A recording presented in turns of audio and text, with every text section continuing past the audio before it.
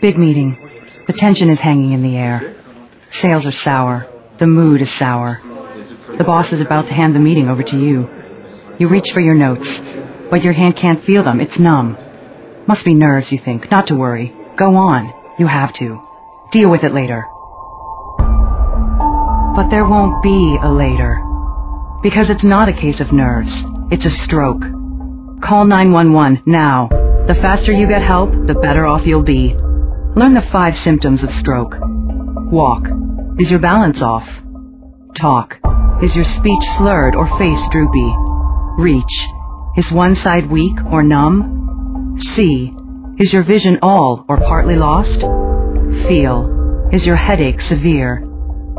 This message from the Stroke Collaborative is brought to you by the Virginia Department of Health, wishing you a long and healthy life. Find out more at GiveMe5ForStroke.org.